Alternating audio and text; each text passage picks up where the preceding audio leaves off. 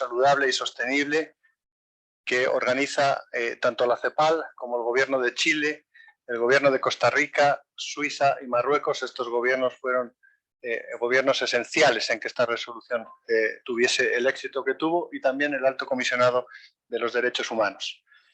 Para esta inauguración, en primer lugar, voy a dar la palabra a doña Constance Nalegat, jefa de la Oficina de Asuntos Internacionales del Ministerio de Medio Ambiente de Chile. Adelante, Constance. Muchas gracias, Carlos. Muy buenos días a todos y todas quienes nos acompañan aquí presencialmente y también quienes están conectados vía virtual. Un especial saludo a quienes tendrán la ocasión hoy día de dirigir unas palabras y, por supuesto, un honor poder compartir esta bienvenida con la embajadora de Marruecos, Ken Salgali, y con José Luis Samaniego, director de la División de Desarrollo Sostenible y Asentamientos Humanos de la CEPAL. Y quiero comenzar agradeciendo. Sospecho que la palabra agradecimiento y celebración va a ser explicitada muchas veces en esta reunión, o a lo mejor va a estar en el subtexto. Y cómo no celebrar, sin por ello ser autocomplaciente, este reconocimiento a nivel global, a nivel mundial, a un derecho humano, al medio ambiente sano, limpio y sostenible, cuando sabemos que estamos enfrentando una triple crisis planetaria, de cambio climático, de pérdida de la biodiversidad, de contaminación, y que lamentablemente afectan de manera más fuerte, e impactan de manera más fuerte a las personas y grupos en situación de vulnerabilidad. Y quiero recordar que hace 4 meses, en este mismo edificio, el presidente Gabriel Boric nos recordaba que nos salvábamos juntos o nos hundíamos por separado. Y agradecer de nuevo a la CEPAL, no simplemente por hospedarnos nuevamente en su casa, sino porque la CEPAL también ha tenido una trayectoria inclauducable en favor de la sostenibilidad de la región, y no puedo dejar de mencionar como ejemplo de ello el Acuerdo de Escazú, que precisamente tiene como objetivo el fortalecer los derechos de acceso para su cabal aplicación, contribuyendo con ello al derecho a un medio ambiente sano. Entonces vemos que en nuestra región al menos tenemos instrumentos como el Protocolo San Salvador, tenemos sistemas interamericanos que nos dejan un mejor pie para cumplir con esta resolución que debemos agradecer a este tesón, a la convicción de Costa Rica, de Eslovenia, de Maldivas, de Marruecos, de Suiza, que sin duda no la tuvieron fácil. Nosotros posiblemente quienes estamos acá presentes sabemos que el derecho internacional de los derechos humanos y el derecho internacional del medio ambiente han estado muy tiempo separados, pero cada vez convergen con mayor fuerza, y esta resolución es un ejemplo. Resolución que también tenemos que agradecer a quienes nos van a acompañar hoy día, específicamente a John Knox, el primer relator de Derechos Humanos y Medio Ambiente, también la labor de David Boyd, que ha sido fundamental en este reconocimiento, y un reconocimiento que es fundamental desde el gobierno de Chile. Ustedes habrán escuchado que el presidente Boric señaló que este iba a ser el primer gobierno ecológico, y nosotros como Ministerio de Medio Ambiente tenemos que darle contenido a ello, y para nosotros tiene que ver con una transición socioecológica justa, donde se repartan de debida manera los beneficios y las cargas ambientales, pero también, sobre todo, que se proteja a los activistas ambientales. Así que un gran honor también, un agradecimiento a la presencia de Cata Alonso el día de hoy. Como les decía, son palabras de bienvenida, de agradecimiento, de celebración, pero sobre todo de pedirles a todos que sigamos trabajando para que esto no sea solo una resolución, una declaración, sino una realidad. Muchas gracias y nos deseo a todos una excelente jornada.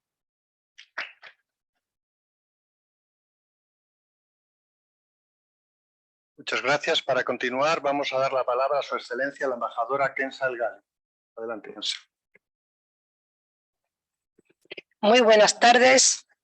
Al principio quisiera agradecer al gobierno de Chile, al gobierno de Chile, al Ministerio del Medio Ambiente, a la Cancillería, en su presencia a la subsecretaria, su excelentísima Jimena Fuentes presente, a la Casa CEPAL, pero también a mi colega, la Adriana Muñoz, que nosotros como grupo de embajadoras acreditadas en Chile, mensualmente llevamos una actividad en la cual nos reunimos para apoyar, hablar y aprender de la política que implementó este gobierno, sobre todo la política feminista de este gobierno en distintas áreas, pero desde el 29, incluso antes del 29 de julio, cuando se empezó la discusión de la resolución, la Adriana Morí estaba muy preocupada y alertada y me decía, ¿qué piensas que si el próximo encuentro nuestro sería presentar y difundir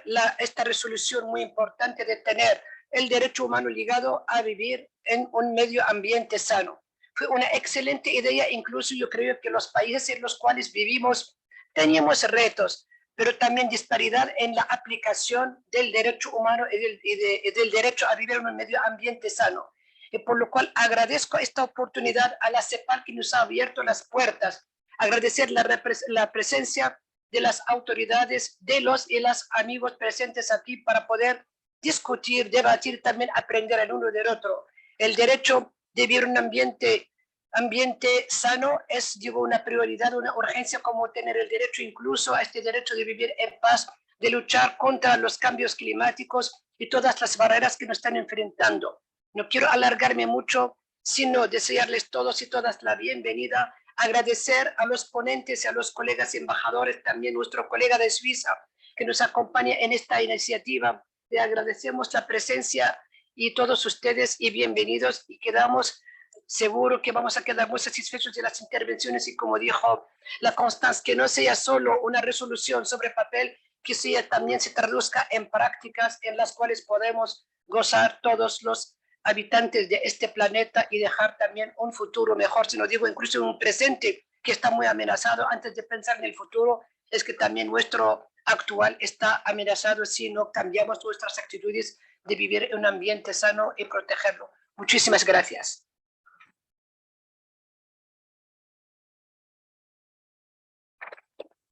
Y para concluir con las palabras inaugurales, doy la palabra a José Luis Samaniego, director de la División de Desarrollo Sostenible y Asentamientos Humanos de la CEPAL. Gracias, Carlos. Muy buenas tardes a todos. Y en efecto, yo creo que hay varios motivos para celebrar, pero también para agradecer.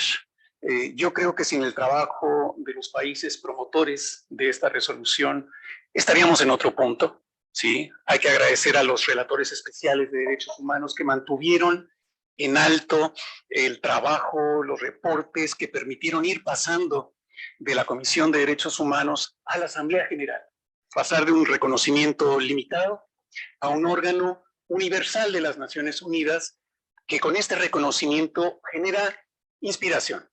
Así como se dijo aquí en este momento, hay que pasar de la resolución a que estos sean actos concretos. Bueno, ese es el papel de las resoluciones de la Asamblea General, ir inspirando a los países para que vayan materializando en su legislación, en sus constituciones, las disposiciones que permiten efectivamente, como decía Constance, hacer la concurrencia, el acercamiento entre el universo de los derechos humanos y el universo de la lucha por la preservación y la restauración del medio ambiente. Todo el reconocimiento para el gobierno de Chile, el Ministerio de Relaciones Exteriores de Chile, la Embajada de Costa Rica en Chile, la Embajada del Reino de Marruecos en Chile, la Embajada de Suiza en Chile que nos acompaña aquí, y también a la Oficina de América del Sur de la Oficina del Alto Comisionado de las Naciones Unidas para los Derechos Humanos. Tomó 40 años desde la Cumbre de la Tierra, la Cumbre de Ambiente y Desarrollo en el año 2012, que el Consejo de Derechos Humanos pudiera establecer el mandato de crear estos expertos independientes, y ellos trabajando lograron que el 8 de octubre del 2021 se adoptara en sesión del Consejo de Derechos Humanos de las Naciones Unidas esta resolución. Fue recién un año después, el 28 de julio del año pasado, cuando se adopta la resolución para reconocer el carácter universal del derecho humano a un medio ambiente limpio, saludable y sostenible. Y al incluir la palabra sostenible, expande la ambición de la inspiración para no solamente dejarlo en lo ambiental, sino establecer esa conexión con el resto de los equilibrios que estamos persiguiendo desde la aprobación de la Agenda 2030. América Latina ha jugado un papel especial, no solamente se sumó a esta resolución universal, como ya lo mencionaba Constance, también ha tenido un papel muy activo en el marco de la Organización de los Estados, de la OEA, de la Organización de Estados Americanos, con su protocolo de San Salvador, con la opinión consultiva OC 23 del año 2017, con los informes de la Comisión Interamericana, con la Redactoría Especial de los Derechos Económicos, Sociales, Culturales y Ambientales, y con la resolución 3-2021 sobre emergencia climática y el alcance de las obligaciones interamericanas en materia de derechos humanos. Se mencionó ya la ratificación del Acuerdo de Escazú por parte de Chile. Chile también depositó la ratificación del Protocolo de San Salvador, que se creó en 1988, y en esta reflexión que vamos a tener ahora, vamos a poder ver un poco más adelante cómo la actividad internacional, el fortalecimiento de los acuerdos multilaterales ambientales, esta confluencia con las resoluciones del mundo de los derechos humanos van cambiando las legislaciones nacionales y vemos un proceso evolutivo que posiblemente pueda culminar con una constitución que tal vez se apruebe el próximo domingo, en donde tendríamos una de las versiones más acabadas de esta concurrencia entre protección de la naturaleza, protección de la salud humana y desarrollo. Así que, en fin, tenemos un panel muy interesante y con eso declaramos abierto este pequeño debate de reflexión.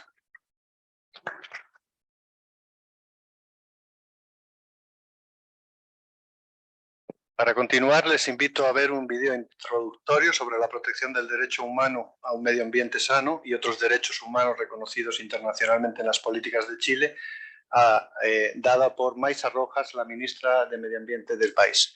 Por favor, si pueden colocar el video. Muy buenas tardes. Quisiera comenzar agradeciendo a la Embajada de Costa Rica, a la Embajada del Reino de Marruecos, a la Embajada de Suiza, a la Comisión Económica para América Latina y el Caribe y a la Oficina Regional del Alto Comisionado de las Naciones Unidas para los Derechos Humanos por compartir la organización de este evento junto al Gobierno de Chile. Sobre todo, por su compromiso irrestricto con los derechos humanos y la protección del medio ambiente. En el contexto de la triple crisis ecológica compuesta por la crisis climática, pérdida de biodiversidad y de contaminación, el reconocimiento al derecho humano a un medio ambiente limpio, saludable, sostenible, es un hito histórico que viene a cristalizar los múltiples esfuerzos promovidos largamente por los estados, sociedad civil, expertos, académicos y activistas alrededor del mundo. Se trata de un esfuerzo mancomunado por reconocer y así restablecer la relación inherente e interdependiente que existe entre los seres humanos y la naturaleza, la cual, aunque debiera parecer evidente, no siempre lo ha sido. Es por eso que agradecemos especialmente a Costa Rica, Eslovenia, Maldivas, Marruecos y Suiza por su tenacidad y determinación en presentar y asegurar los consensos necesarios para avanzar con esta propuesta, la que finalmente contó con el patrocinio de 117 países, entre los cuales tempranamente estuvo Chile. Esta resolución, adoptada el 28 de julio por la Asamblea General de las Naciones Unidas, contó además con alto quórums de aprobación, específicamente con 161 votos a favor y el respaldo unánime de los estados de América Latina y el Caribe presentes, reflejando con claridad que a pesar de toda nuestra diversidad, coincidimos en una mirada común que nos llena de esperanza y fuerza para acordar por primera vez a nivel global que un medio ambiente limpio, sano y sostenible es un derecho humano. Y como estados esto nos toca muy de cerca, pues es nuestro deber el promover, proteger y garantizar los derechos humanos. Esto se traduce en que debemos enfocarnos en analizar las desigualdades que se encuentran en el centro de nuestro modelo de desarrollo y corregir sus prácticas discriminatorias. Colegas, si se quiere proteger la vida de los seres humanos y de los ecosistemas, es necesario progresar hacia formas diferentes de habitar el planeta. Y en este sentido, promover una transición socioecológica justa en todo nivel. Hoy en Chile tenemos una meta clara en este sentido, en línea con los compromisos internacionales en materia de cambio climático. Se aprobó la Ley Marco de Cambio Climático, que establece la meta de llegar a la carbono neutralidad a más tardar el año 2050 en el país. Para cumplir con esto, debemos imaginar, planificar e implementar nuevas formas de desarrollo que implican cambios profundos en cómo nos transportamos, nos habitamos, alimentamos y producimos riqueza. Este cambio debe ser un proceso planificado y sobre todo este tránsito debe ser justo, inclusive con un enfoque de derechos humanos y de género, reconociendo que cada decisión de transformación que se deba tomar debe considerar variables sociales y ecológicas. Solo incluyendo estas variables será posible asegurar que los procesos se lleven adelante con justicia.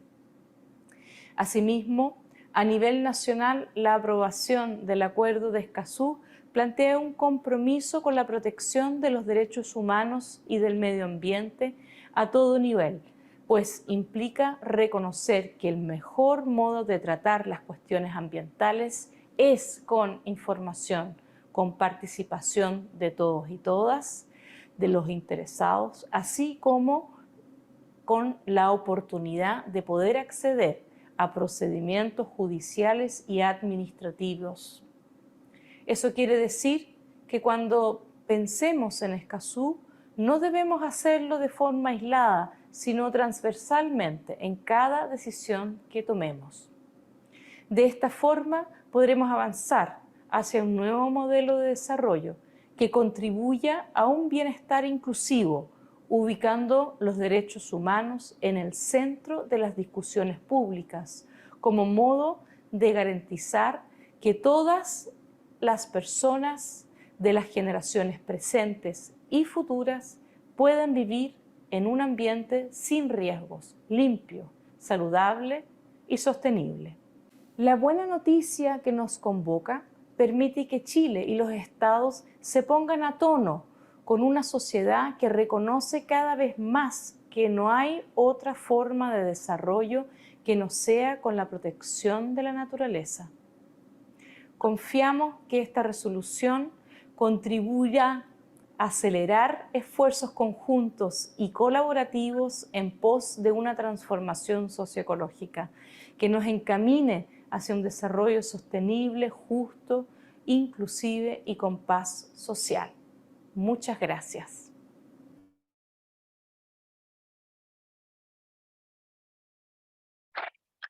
Mandamos nuestro agradecimiento a través de la Delegación de Chile a la ministra por el video.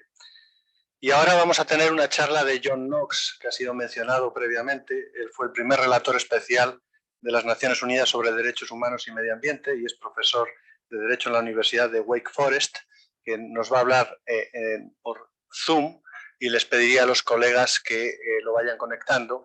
Mientras tanto, les diré que su ponencia va a estar en inglés, por lo que tienen ahí aparatos para la interpretación a aquellos que lo requieran.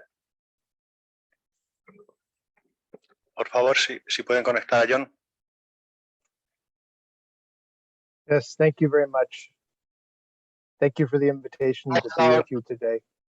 Hello, John. You have the floor. Yes. People coming. Okay. Great. Thank you very much for inviting me. It's an honor to be with you today virtually. I'm only sorry I cannot be there in person. It's appropriate and fitting to celebrate this historic moment, the recognition for the first time by the United Nations General Assembly of the human right to a clean, healthy, and sustainable environment.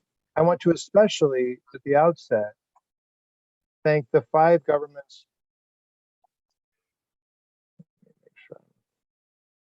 The five governments that took the lead on this resolution at the United Nations: Costa Rica, Morocco, Maldives, Slovenia, and Switzerland, but also the many other governments from this region in particular that co-sponsored the resolution at the United Nations. It's especially appropriate for ECLAC to celebrate this recognition by the United Nations, given ECLAC's long and illustrious history of support for clarifying and promoting the links between human rights and the environment. I have been asked to say a few words about that relationship and how our greater understanding of that relationship has led to this moment. So the beginning of, I think, understanding of this relationship is to realize that the relationship between human rights and the environment is interdependent. A healthy environment is necessary for the enjoyment of a wide range of human rights, including rights to life and health, but also exercising human rights, such as rights to information, participation, and access to remedy, are vital to protecting the environment. Historically, there have been two ways to recognize this interdependent relationship. One is to do what I have called green other human rights, that is, to apply human rights like the right to life and health to environmental issues. The second way, and the simpler way, is to simply recognize the human right to a healthy environment as a freestanding right. Despite the attraction of recognizing a right to a healthy environment, until a month ago, it had never taken place at a global forum. At a national level, 100 or more countries had already recognized the right to a healthy environment in their constitutions, and many more countries, including many countries in Latin America and the Caribbean, had recognized it through regional treaties. Nevertheless, there was this block, this failure to recognize it at the United Nations level. As part of the effort to try and build a consensus in that direction, a group of countries came together in 2011 at the Human Rights Council in Geneva, led by Costa Rica, Morocco, and the other countries I mentioned. They decided to introduce a resolution on human rights and the environment that would ask the Council to appoint, for the first time, a special mandate holder to try to clarify this relationship, to explain how exactly human rights apply to the environment. The Council did so by consensus, and I, as you've heard, had the honor of being the first person appointed to that mandate. Over the next 3 years, until 2015, I issued a series of reports explaining that human rights law already applied to environmental issues and gave rise to procedural and substantive duties on states, as well as duties not to discriminate in environmental context and to protect those who are most at risk from environmental harm. The Human Rights Council renewed the mandate for another 3 years in 2015 and asked me to further clarify these rights and changed my title to Special Rapporteur. In 2018, in my final report to the Human Rights Council, I submitted what I called framework principles on human rights and the environment that tried to sum up everything I had learned through carrying out the mandate, through consulting with hundreds of people, civil society, governments, international organizations, academics, and many others, everything I had learned about how human rights obligations apply to the environment. I summed them up in 16 framework principles, and I suggested that the Human Rights Council should now consider endorsing and adopting for the first time a standalone right to a healthy environment. The standalone right to a healthy environment could essentially bring together this entire body of human rights law that had already applied to the environment. It could bring it together in a way that made it simpler and easier for people to understand what was at stake. In 2018, the Council renewed the mandate for another time and appointed my successor successor, the current Special Rapporteur, David Boyd. It asked Professor Boyd to start reporting to the General Assembly as well as to the Human Rights Council. And in my final report, in his first report, we submitted a joint report together to the General Assembly to make the case for why the General Assembly should finally adopt a human right to a healthy environment. We said the time had come to do that. Many, many other people agreed. More than 1,000 civil society organizations ended up signing a petition to the United Nations to do so. More than 15 heads of UN agencies supported recognition. And of course, many, many governments supported recognition as well. Nevertheless, it took a long time to have that happen. In the interim, many other developments occurred. At ECLAC, negotiations on the Escazú Agreement came to conclusion in 2018. The Inter-American Court issued a really influential advisory opinion on human rights and the environment at the end of 2017. And of course, in other regions, important decisions were issued as well, notably the Urgenda case in the Netherlands, the Dutch Supreme Court holding that human rights required the Dutch government to do more to phase out greenhouse gas emissions. I think the pandemic put off the ability of the United Nations to address these issues.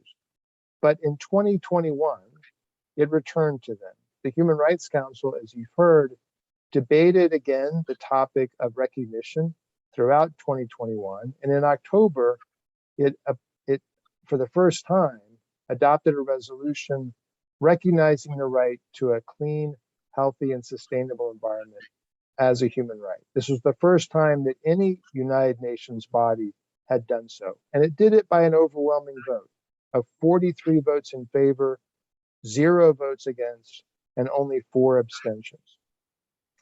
However, as important as that was, it doesn't equate to the General Assembly adopting this resolution. The countries behind this, the governments that supported this, the civil society organizations, everyone in favor of it, understood that for this really to be recognized as a human right, it had to be adopted by the General Assembly. So throughout 2022, the 5 governments that were the core group of supporters for this engaged in consultations with other countries, with civil society organizations, and with many others about the best way to proceed. As you've heard, those discussions really took off last summer. In the last months of this session of the General Assembly.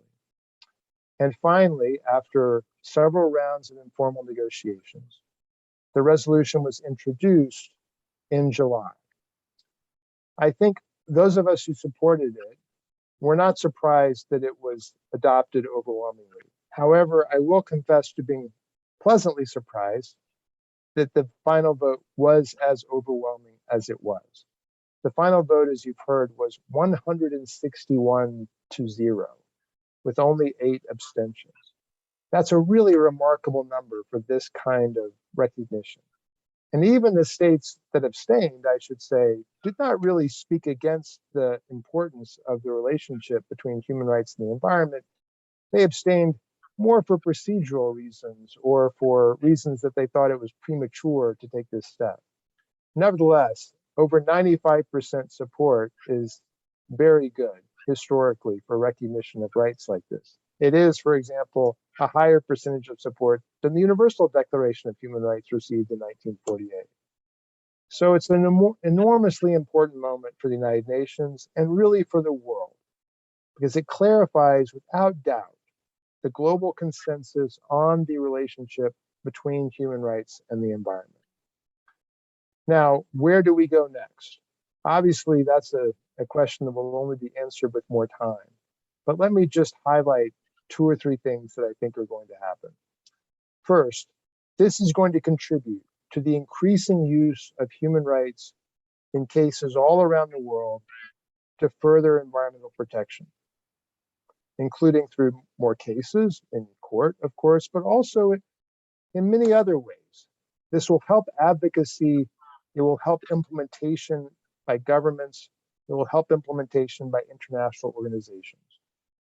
Concretely, It will help the United Nations through the UN Environment Program and the UN Development Program to mainstream human rights in environmental policy.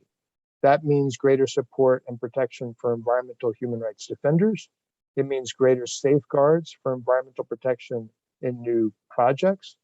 But it also means thinking in terms of greater participation by the public in environmental decision-making. My friend and colleague, Professor Boyd, is highlighting and emphasizing the importance of implementation of this right in his last 2 years in his mandate, and I have no doubt that it will continue for a long time after that. I want to conclude here again just by saying this really opens a new chapter in the history of human rights and the environment. It is a chapter that has been a long time. We've been waiting a long time for this.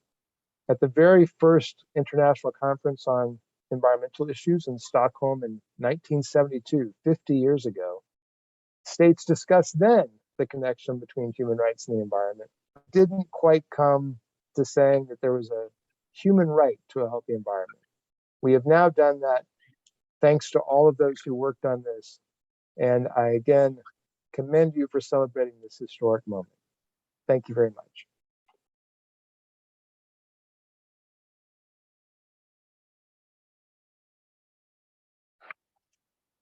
Thank you very much, John. I hope you can remain with us. Now we have a panel, so maybe you can stay and listen, and also to remain for the question and answer session. Vamos ahora a empezar un panel de discusión con la idea precisamente de ver los distintos aspectos que nos han llevado a la resolución, las distintas contribuciones, pero también las implicaciones que pueda tener esta resolución a nivel internacional, no solo para avanzar en el cumplimiento de los acuerdos multilaterales ambientales y la conexión con los derechos humanos, sino también hasta lo más local.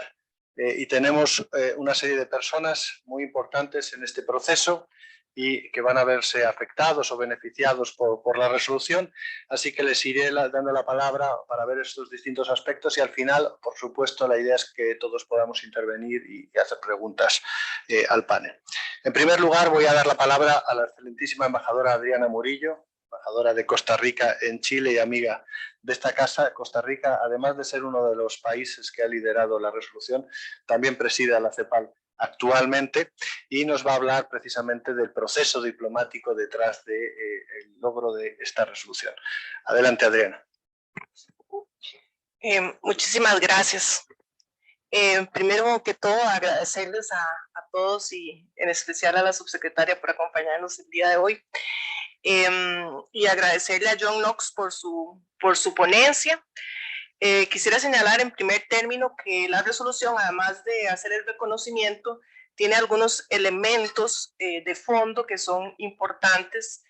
En primer lugar, señala lo que había dicho ya el primer informe del relator, que es la relación de este derecho con otros derechos, y también señala la necesidad de aplicación de los acuerdos ambientales multilaterales para el cumplimiento del derecho humano a un medio ambiente sano. Otros elementos importantes que también son extraídos del trabajo que hizo por más de 10 años el Consejo de Derechos Humanos, las discusiones y los informes, son los elementos que repercuten negativamente en el derecho humano a un ambiente sano, como el cambio climático, el uso no sostenible de los recursos, la contaminación del aire, la tierra y el agua, la gestión irracional de las sustancias químicas y los desechos, la pérdida de biodiversidad y la de servicios ecosistémicos. Estos elementos ya están contenidos en la resolución de la Asamblea General y nos dan un espacio de trabajo, pues son el resultado de discusiones de muchos años en este proceso diplomático. Muchas veces hay una resistencia al reconocimiento de un nuevo derecho cuando no hay claridad qué es lo que significa exactamente.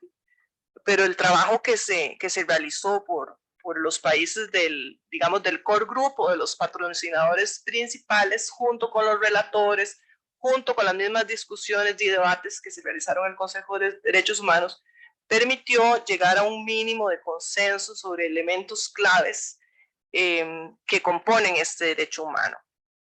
En primer lugar, a mí me corresponde ahora hablar de los estados, pero quiero reconocer que también en este proceso la participación de la sociedad civil y los diferentes expertos y también académicos fue muy importante precisamente para ir construyendo ese consenso sustantivo. La primera resolución en el Consejo de Derechos Humanos fue en el 2011 y ya fue presentada por el Core Group que concluyó el proceso. En esa ocasión también acompañaron la resolución Nueva Zelanda y Uruguay. Pero ya desde antes, en la antigua Comisión de Derechos Humanos, se han presentado 2 resoluciones iniciales, la del 2003, que presentaron Costa Rica, Uruguay y Suiza, y la del 2005, que presentaron Costa Rica, Sudáfrica y Suiza. Yo estuve revisando ahora las minutas o las resúmenes de las reuniones, y en esa primera resolución del 2013, el embajador Manuel González Sáenz, que después fue canciller nuestro, inicia su presentación diciendo que la resolución había sido redactada con la participación de muchas organizaciones de la sociedad civil. Entonces, yo quisiera resaltar aquí varios aspectos del proceso diplomático. En primer lugar, que es un proceso largo. Como dijo José Luis, desde Río, pues son 50 años, pero incluso ya más concretamente en el antecedente directo son las resoluciones del Consejo de Derechos Humanos en el 2011 y anteriormente en el 2003 de la Comisión.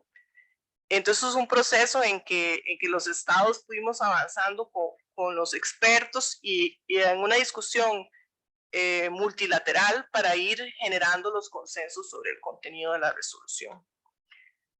Luego, a mí me llama la atención también en que los estados tuvieron una apertura a ideas que venían propiamente de organizaciones de la sociedad civil. No puedo dejar de mencionar que la mayoría de los estados que estuvimos involucrados en este proceso somos estados pequeños. Para mí eso hace a veces que este tipo de estados seamos más permeables a las contribuciones y, que vienen desde la sociedad civil y a los aportes. Y también a tener una especial capacidad para hacer un proceso participativo, aunque se tenga que durar tantos años, porque solo en el Consejo de Derechos Humanos, antes de la resolución que hizo el reconocimiento, se dieron 8 resoluciones antes. Entonces fue un trabajo de muchos años, desde que yo me acuerdo que yo entré a la Cancillería, más o menos, por ahí ya estaban ya empezando mis colegas, los que estaban nombrados en Ginebra en esa época, yo trabajaba en Capital en Derechos Humanos, ya empezaban con el tema de los derechos humanos y el medio ambiente.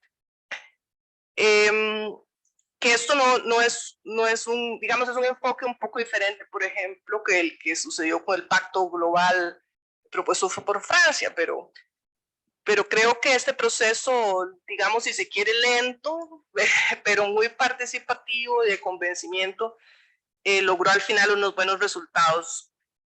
Pues se esperó el momento preciso desde el 2018 en que salió el informe de los relatores llamando al reconocimiento.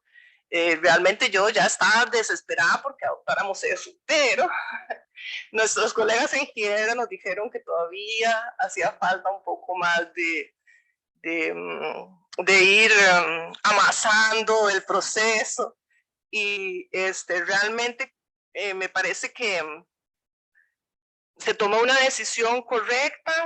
De alguna manera los estados que éramos miembros del Core Group sabíamos que había que ir a voto. Digamos, la experiencia en el 2010 con el derecho al agua nos hacía suponer que iba a haber una votación, tanto en el Consejo como después en la Asamblea General. Pero creo que la espera valió la pena porque los resultados de esa votación, pues realmente solamente 8 abstenciones en la Asamblea General, 4 en el Consejo, pero incluso 2 de los países que se abstuvieron en el Consejo finalmente apoyaron en la Asamblea General, que es el caso de la India y Japón. Entonces, incluso en un año se logró mayor acercamiento a esos actores. Creo que eso muestra que fue una buena decisión esperar, ¿verdad? aunque algunos de nosotros estamos bastante impacientes en que la resolución del Consejo y después la de la Asamblea se presentará pronto. Además de este elemento de la apertura hacia los insumos de las ONGs, de los procesos lentos pero participativos y de construcción de consensos, quisiera señalar otro elemento que es el tema de las políticas de Estado. Pienso que ese también es un elemento importante para impulsar acciones en los organismos internacionales, tanto en el sentido de que haya una coherencia con las políticas nacionales como una coherencia con posiciones en otros organismos y en otras discusiones internacionales. En el caso de Costa Rica, que es el que puedo comentar, y tal vez estoy adelantando un poco a lo que José Luis nos va a presentar, pero el reconocimiento del derecho humano a un ambiente sano se dio desde los 90 por jurisprudencia constitucional. Una vez que la ley de jurisdicción constitucional del 89 dio un acceso más directo para el control de constitucionalidad a los ciudadanos. Entonces, desde los 90 se empezó a reconocer jurisprudencialmente derivado del derecho a la vida. Pero en el 94 se hizo una reforma del artículo 50 de la Constitución y se incluyó expresamente el derecho humano a un ambiente sano. Interesante que ese derecho se incluyó en el artículo 50, que es sobre el bienestar y el adecuado reparto de la riqueza, y no en el artículo 89, que era sobre la protección de las bellezas naturales. Me parece que esa incorporación del derecho humano a un ambiente sano en ese artículo, pues es apropiada y da un balance, digamos, al modelo de desarrollo del país. Y el otro elemento, pues evidentemente todo este proceso de tantos años fue en paralelo con muchos otros procesos a nivel internacional. Ya José Luis mencionó los procesos específicos de América Latina. También en el 2015 no podemos olvidar la aprobación del Acuerdo de París y las negociaciones que llevaron a la inclusión de los elementos de género y derechos humanos en el preámbulo del acuerdo, en el cual los países del AILAC, especialmente Perú, Guatemala, también Chile y Costa Rica, tuvieron una participación importante, lo mismo que Filipinas con el FOS o los países vulnerables, el Foro de Países Vulnerables, país que también había tenido una importante participación en el Consejo de Derechos Humanos con las resoluciones específicas sobre derechos humanos y cambio climático, que también se venían presentando desde el año 2008 en el Consejo de Derechos Humanos. Entonces, bueno, estos eran los tres elementos que quería rescatar del proceso. Un proceso largo, una construcción con participación de muchos actores, desde la sociedad civil, desde la academia, desde el alto comisionado, también con muchos países que fueron sumándose, pero también un grupo central que se mantuvo desde el 2003, prácticamente 20 años, que tuvo la capacidad de llevar el proceso a su fin, sabiendo que tenía que enfrentar una votación, y una consistencia también con otras negociaciones y también con las políticas internas que se busca que sean políticas de Estado. Muchísimas gracias. Estos son los contenidos que quería compartir con ustedes.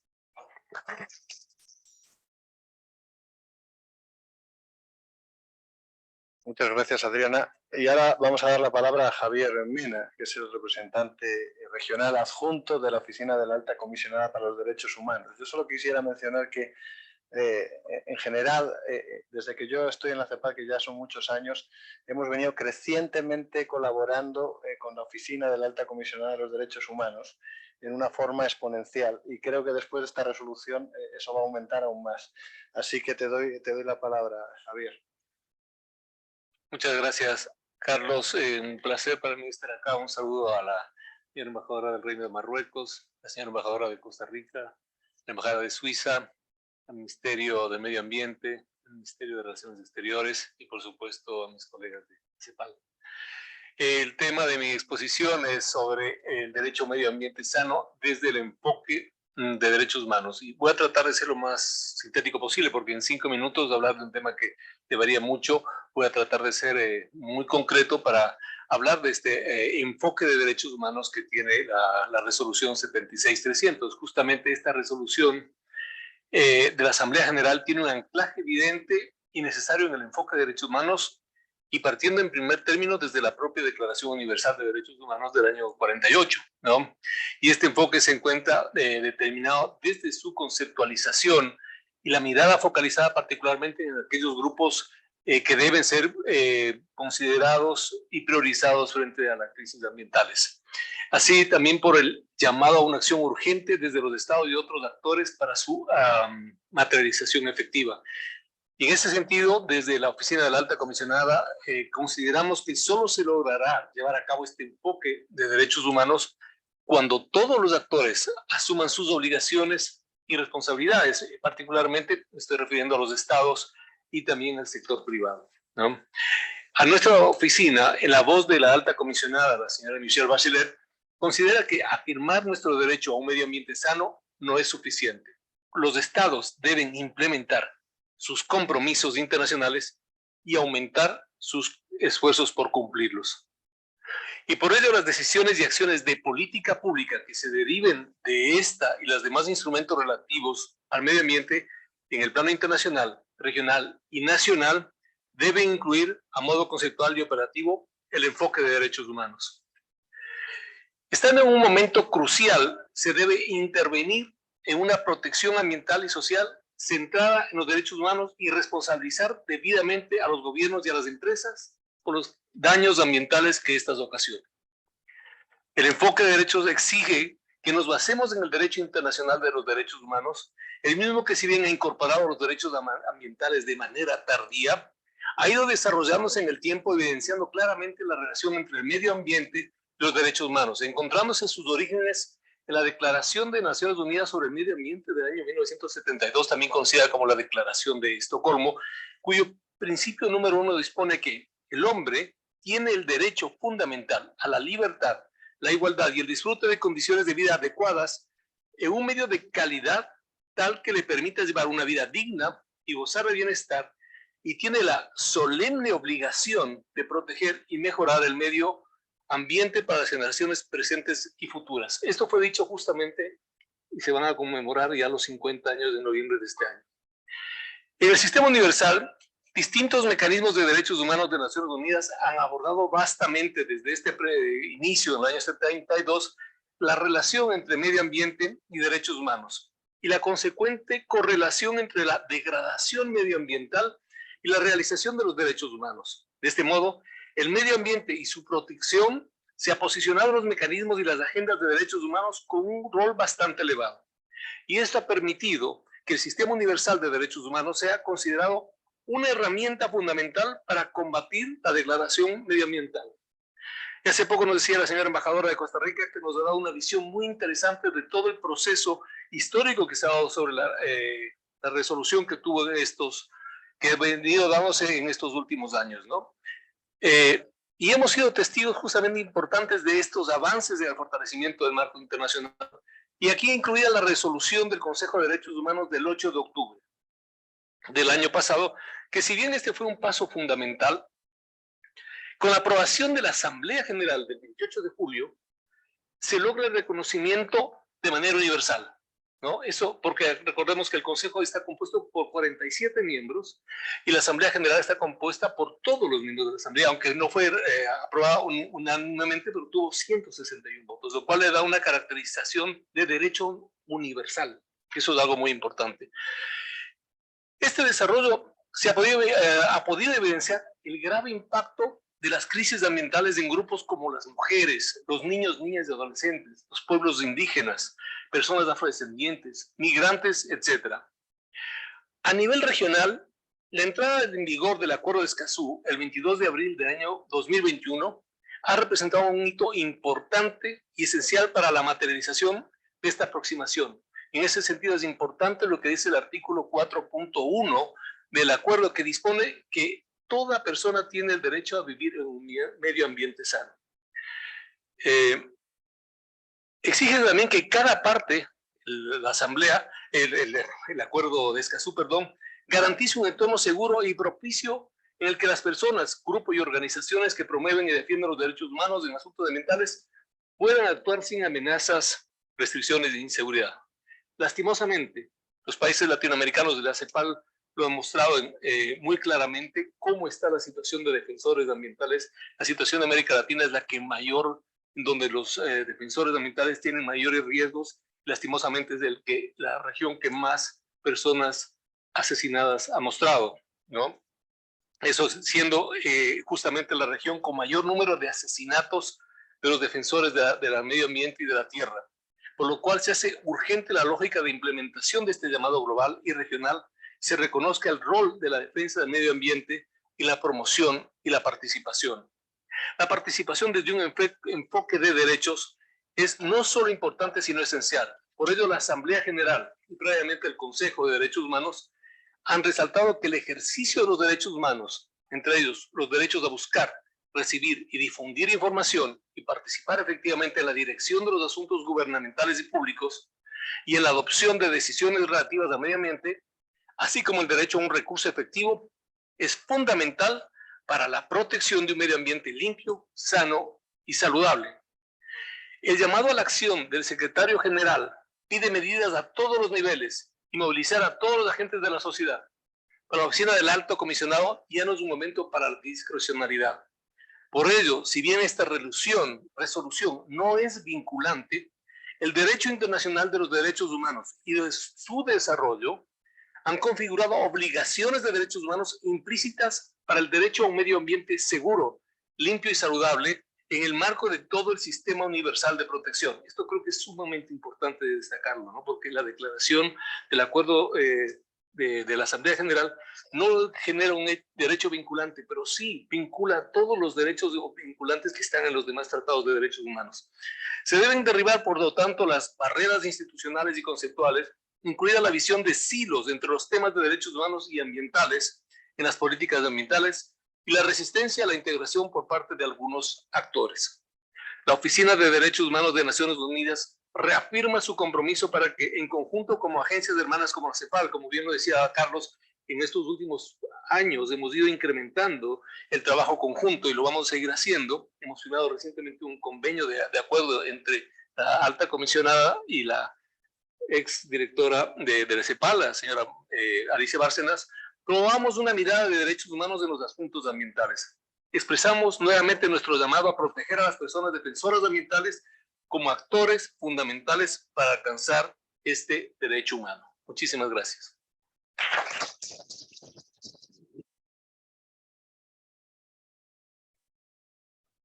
Y ahora damos la palabra al dueño de casa, contraparte del acuerdo con la oficina de la alta comisionada, José Luis Samaniego.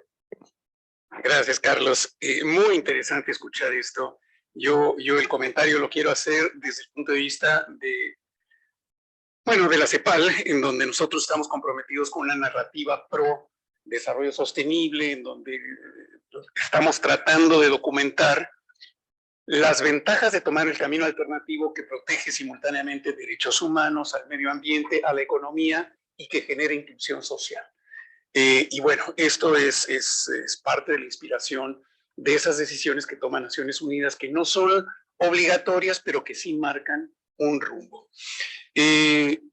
Ustedes recordarán, en 1972, la primera cumbre que tocó los temas ambientales se llamó del medio ambiente humano. Es decir, la preocupación era de los estragos que estaba generando una industrialización acelerada, lo que llamamos la gran aceleración de la segunda mitad del siglo XX, en donde, por supuesto, tuvimos tasas de crecimiento exponenciales de producción material, de motorización, de consumo de energías fósiles, junto con un deterioro acelerado de los ecosistemas, pero donde primero se sintió fue en la salud humana. Entonces, la cumbre, la preocupación era: nos estamos ahogando con la contaminación, estamos saturando la capacidad de absorción de la naturaleza. La segunda cumbre ya no se llamó así, se llamó de medio ambiente y desarrollo, donde cómo resolvemos esa contradicción entre todo lo que nos está pasando y si eso no nos va a limitar en la capacidad de tener bienestar y prosperidad. Y a donde voy con el tema es que esto empieza a generar repercusiones en los marcos normativos de América Latina con rezago, con mucho rezago. ¿Sí? Entre 1972, la única respuesta realmente inmediata fue la creación del primer Ministerio de Medio Ambiente de América Latina, que fue el de Venezuela. Pero nos tardamos 8 años en tener la primera respuesta constitucional y fue básicamente en los años 80 que las constituciones empezaron a reflejar en un artículo la preocupación ambiental por contaminación. El caso más temprano de modificación constitucional fue Chile, y me detengo un segundito, fue en el año 1980 con la constitución que justamente se está discutiendo ahora, en donde la preocupación era por un medio ambiente libre de contaminación. Es decir, solamente la salud humana por efecto de la contaminación. Nada que ver con la agenda verde. Es pura agenda café. ¿Sí? Ya en las otras respuestas constitucionales, la cuestión fue un poquito más matizada. El derecho al ambiente, en Belice y El Salvador, en los años 81 y 83, que no dice si es un ambiente deteriorado, sano, pero uno asume que es por la positiva. Derecho a un medio ambiente sano y libre de contaminación en el 83 en Panamá. El derecho a habitar en un ambiente saludable, a un ambiente sano, sano y productivo. Y ahí están Nicaragua, Colombia, Argentina, México, Guyana, Honduras, Jamaica, en el final de los 80s y principios de los 90s. Y se genera otro cambio generacional. Ya empezamos a discutir desarrollo sostenible, ya tenemos el informe Brundtland, ya estamos discutiendo las agendas de desarrollo y se genera otro bloque de países, mismo en América Latina. Estos primeros son 11, un tercio de la región. 11 países de la región que hablan de un medio ambiente sano. Los otros hablan ya, y aquí el primer adoptante es Brasil, del derecho a un medio ambiente ecológicamente equilibrado. Ya no es solamente la salud humana, empezamos a entender esto de estas agendas concurrentes que nos están haciendo tratar de entender de que medio ambiente, derechos humanos, todo está relacionado, prosperidad está relacionado con el estado de la naturaleza. Y ahí se van sumando países poco a poco. Paraguay en el 92, Perú en el 93, Costa Rica con una segunda reforma y Ecuador en el 2008, en el 99 Venezuela, donde habla también de un medio ambiente seguro, sano y ecológicamente equilibrado. Bolivia en el 2009, República Dominicana en un medio ambiente sano, ecológicamente equilibrado y adecuado. Y finalmente Cuba en el 2019, donde habla de un derecho a gozar de un ambiente sano y equilibrado. Y si volteamos entonces hacia atrás, una resolución como esta, universal, de la Asamblea General, que habla de, como lo decía yo al principio, no solamente de un derecho humano a un medio ambiente limpio, saludable y sostenible.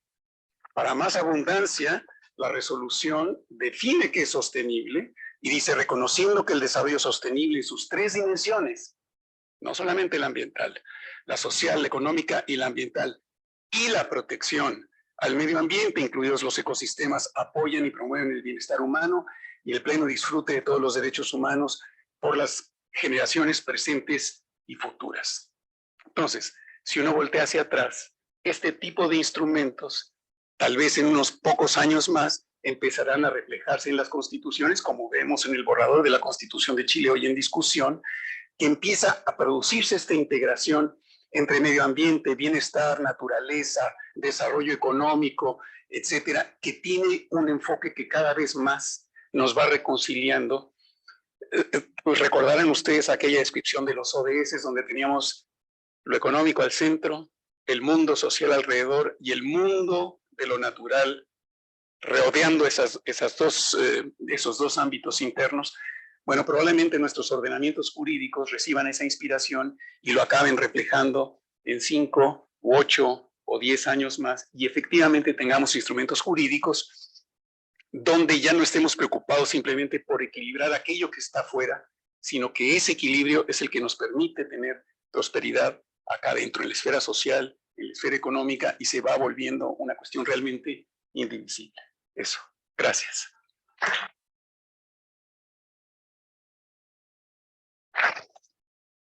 Un inciso publicitario, el Observatorio del Principio 10 de América Latina y el Caribe, ustedes pueden ver los marcos constitucionales donde están los derechos al medio ambiente sano, equilibrado, cualquiera de las versiones, y también las conexiones con los derechos procedimentales o de acceso, es decir, el acuerdo escaso. Y una palabrita que se me quedó en el tintero, perdón, a todos ustedes. Efectivamente, como decía Javier Mena, en el 4.1 se habla en el acuerdo de Escazú, que no es una declaración. Este es un acuerdo, este es un tratado vinculante. Esto se convierte en ley nacional y habla de que cada parte garantizará el derecho de toda persona a vivir en un medio ambiente sano, así como cualquier otro derecho humano universalmente reconocido que está relacionado con el presente acuerdo. Pero ya Escazú mismo es un ejemplo de hibridación de este tránsito hacia una visión más integrada. En el objetivo, Escazú dice que el objetivo del presente acuerdo es garantizar la implementación plena y efectiva en América Latina y el Caribe de los derechos de acceso a la información ambiental, participación pública en los procesos de toma de decisiones ambientales y acceso a la justicia en asuntos ambientales, así como la creación y el fortalecimiento de las capacidades y la cooperación, contribuyendo a la protección del derecho de cada persona, de las generaciones presentes y futuras, a vivir en un medio ambiente sano y al desarrollo sostenible. ¿Sí? Aquí están ya las dos almas de este tránsito que está empezando a tener América Latina, la resolución de la Asamblea General y ojalá próximamente los marcos jurídicos nacionales.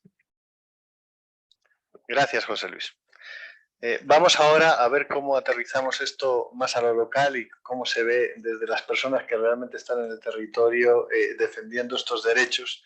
Y le doy la palabra a Cata Alonso, de Mujeres de Zonas de Sacrificio en Resistencia de las comunas de Quintero y Puchuncaví en Chile. Adelante, Cata. Muchas gracias por la invitación. Sobre todo a la CEPAL, a la Universidad del Centro y a la especialmente los que vivimos en una zona de sacrificio. Es de vital importancia que la Asamblea General de las Naciones Unidas haya reconocido por primera vez el derecho humano a un ambiente sano, que significa vivir en un ambiente limpio, saludable y sostenible, y que va en directa relación con el Acuerdo Escazú recién ratificado por nuestro país, y que permitirá a nuestra generación y lo más importante, a las generaciones futuras, poder acceder a una vida plena, tal como merecemos todos los habitantes de este planeta. También debemos tomar en cuenta el cambio climático. Y lamentablemente, según una publicación de la ONU hace unos pocos años, el 20% de la Amazonía ha desaparecido en los últimos 50 años y sus habitantes han sido desplazados de sus territorios. El 12% de las aves, 23% de los mamíferos, 52% de los insectos, 32% de los anfibios, 51% de los reptiles, 20% de los tiburones, hoy se encuentran en peligro de extinción. El 90% de las aves marinas tienen fragmentos de plástico en su estómago. 150 especies se extinguen día a día por culpa del hombre. Y se trata de la mayor pérdida biológica desde la desaparición de los dinosaurios. Y también sabemos que muere mucha más gente por la contaminación que incluso por las guerras. Entonces, debemos tomar real conciencia que las personas y los pueblos somos interdependientes con la naturaleza y debemos con ella formar un conjunto inseparable y así poder enfrentar con éxito el cambio climático y proteger al planeta.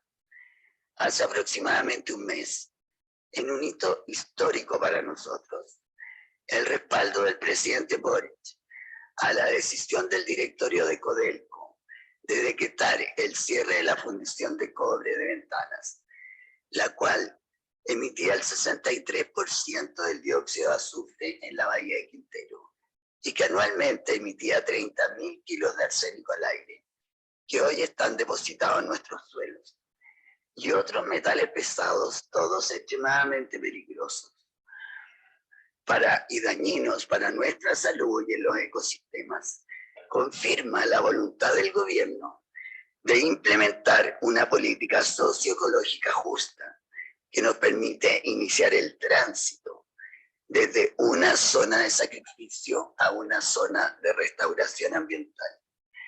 Pero esto es solo el inicio, falta muchísimo. Para poder descontaminar, restaurar, regenerar y recuperar nuestra zona, vivir como queremos, de la pesca artesanal, del turismo y patrimonio, que en esos aspectos tenemos mucho que mostrar.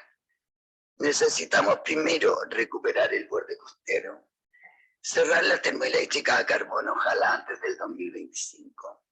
Creemos que todo el resto de las empresas deben acogerse a la normativa que recomienda la OMS, y las que no puedan cumplirse deben irse.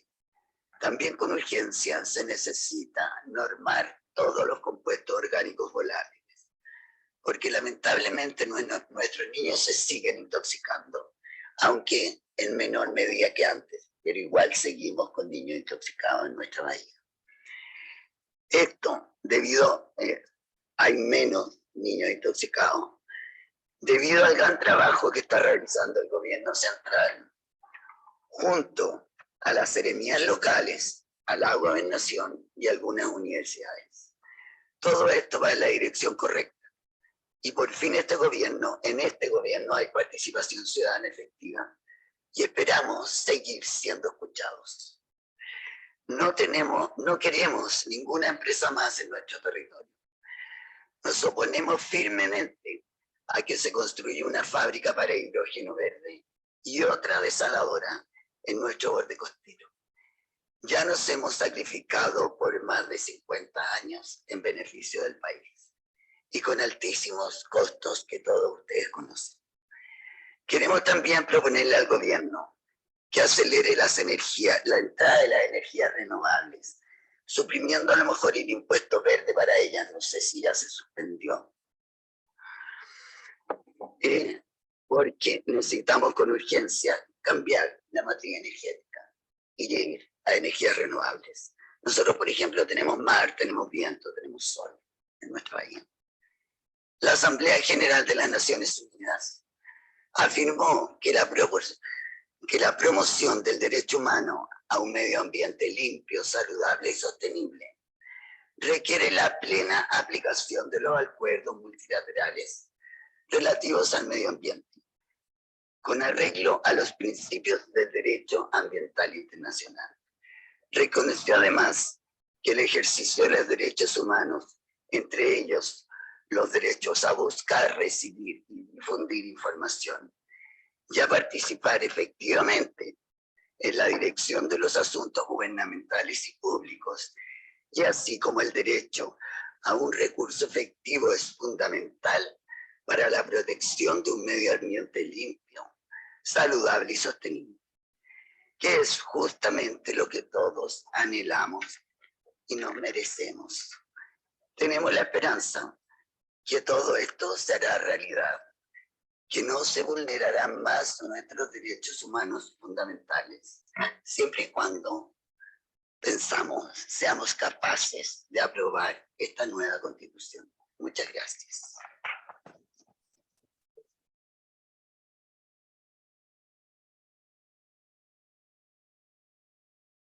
Es importante destacar que la resolución pone un foco muy fuerte en las personas en situación de vulnerabilidad, pero que también recuerda los principios rectores de empresas y de derechos humanos. Para concluir esta ronda de intervenciones voy a dar la palabra a Tomás Pascual Rique, director de Derechos Humanos del Ministerio de Relaciones Exteriores de Chile, que nos va a contar un poco la agenda, particularmente desde la Cancillería, en el tema de derechos humanos y protección del medio ambiente. Adelante, Tomás. Muchas gracias por la invitación, muchas gracias a quienes nos han precedido. Los derechos humanos, el derecho internacional de los derechos humanos es una conquista. Inicialmente una conquista de las personas, y quizás el derecho internacional de los derechos humanos en su dimensión del medio ambiente también es una conquista de aquellas organizaciones sociales, personas y estados, como los que están hoy día presentes, y que han bregado durante estas últimas 2 décadas incansablemente, pero desde la declaración o la conferencia de Estocolmo, por el reconocimiento a ese derecho al medio ambiente, no en una fase procedimental, sino en una fase sustantiva.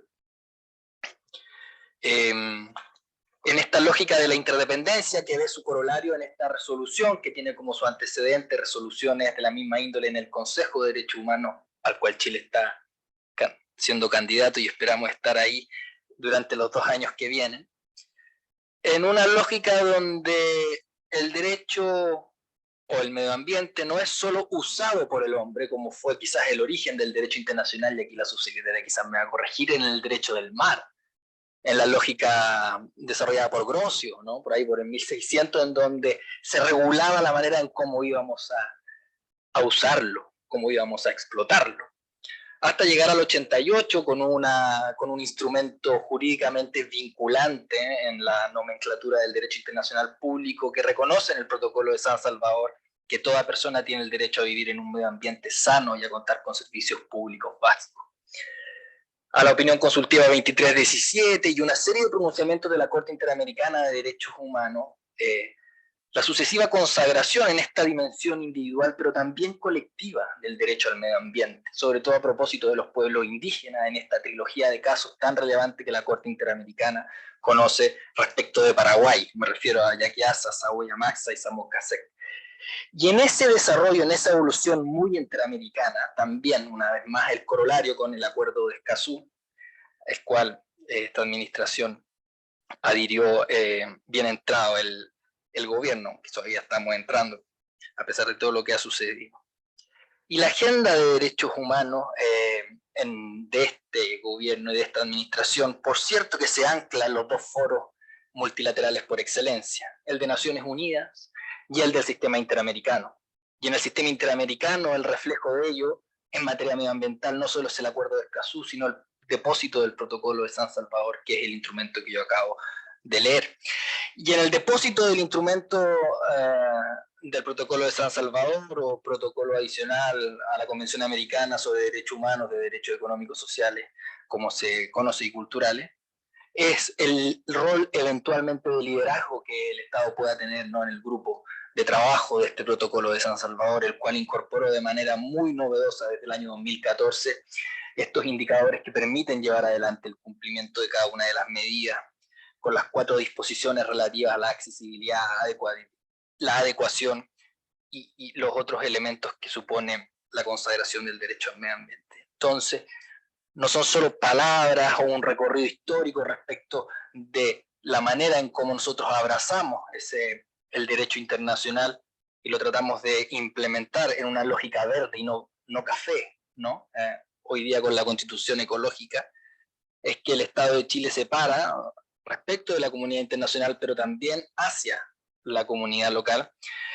Esto que de alguna manera es una revolución en el derecho internacional.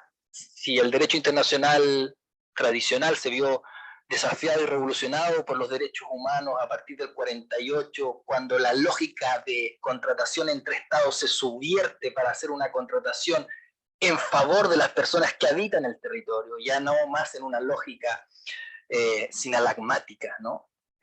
Sino en una lógica hacia la protección de las y los individuos.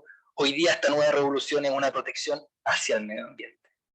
No en esta titularidad del derecho erradicada en una persona, sino en cómo nosotros, a partir de la interdependencia que está expresamente situada en esta resolución de Naciones Unidas, entendemos que la protección del medio ambiente es a la vez la protección de las categorías tradicionales de los derechos humanos, civiles y políticos, económicos, sociales y culturales, en su dimensión individual y en su dimensión colectiva. Este gobierno entiende eso, y el desafío, ¿no?, está más bien en cómo nosotros desde las posiciones multilaterales no solo seguimos apoyando el trabajo de la Relatoría Especial sobre Medio Ambiente y también las otras vinculadas a sustancias tóxicas, desechos, sino también cómo nos hacemos protagonistas de esos procesos. Desafíos, derechos humanos y empresa, lo mencionó recientemente algunos de los colegas. Protección de las personas defensoras de derechos humanos, No tenemos instrumentos, y Escazú en eso es pionero, que permitan llevar adelante ese trabajo. Y entonces también el desafío es hacia la interna. ¿Cómo implementamos eso? A través de una legislación que proteja a las personas defensoras de derechos humanos, con un capítulo especial relativo a las personas defensoras del derecho del medio ambiente, con el sistema de alerta que eso supone. Para ir terminando, simplemente quisiera resaltar que el futuro quizás del derecho internacional de los derechos humanos está puesto en parte, ¿no?, en esta revolución que ha supuesto durante estas últimas 2 décadas de una irrupción con más fuerza, enhorabuena, del derecho al medio ambiente, y cómo los estados nos empezamos a adecuar en un discurso que hace que nos aproximemos a las tradicionales categorías con una perspectiva ecológica o de medio ambiente, tal como creo yo hemos ido logrando, ¿no?, también aproximarnos a una serie de otras dinámicas con una perspectiva de género. En eso estamos empeñados, trabajando y viendo las posibilidades de incidir en los foros multilaterales, pero al mismo tiempo ser consistente en esa capacidad de incidir en los foros multilaterales hacia la implementación en sede interna. Muchas gracias.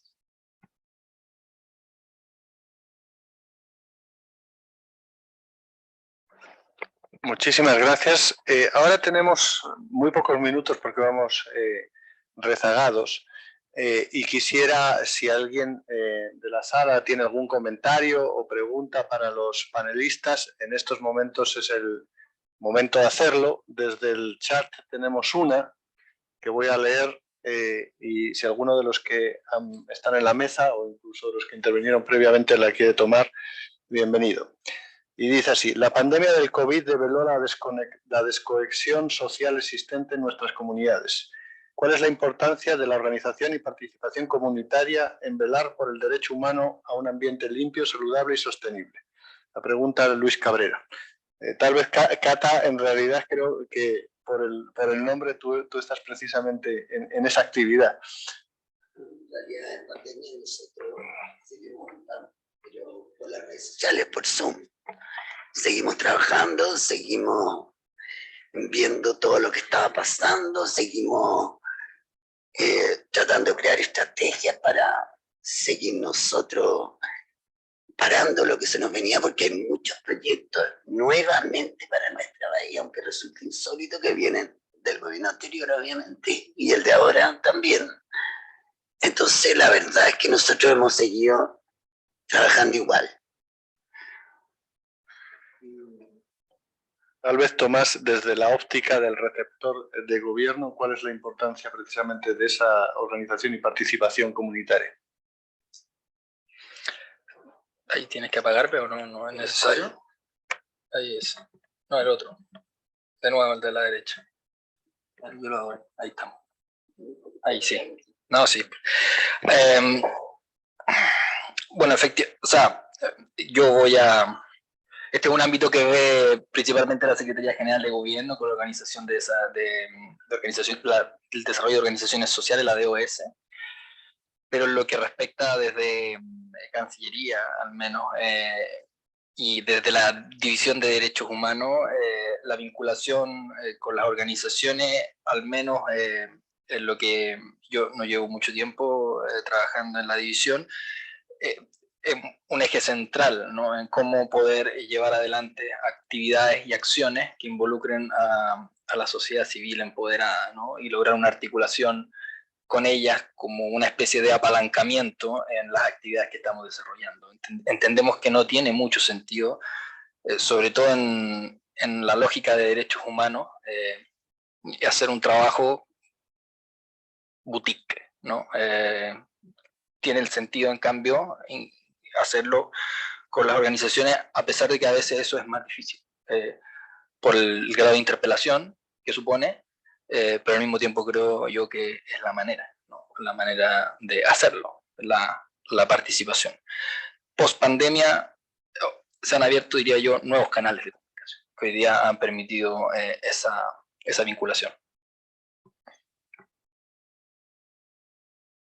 Constanza, adelante.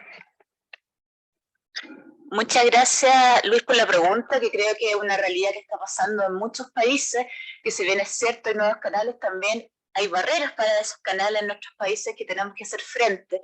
Y en ese sentido, por supuesto, reivindicar el acuerdo de Escazú, que valora el conocimiento local, valora la participación de la comunidad y pone también el peso a los estados. Es decir, somos nosotros también quienes tenemos que apoyar a estas comunidades para que puedan tener una participación y no sea un peso participar. Es un derecho humano el participar y por lo tanto un deber del Estado de promocionarlo.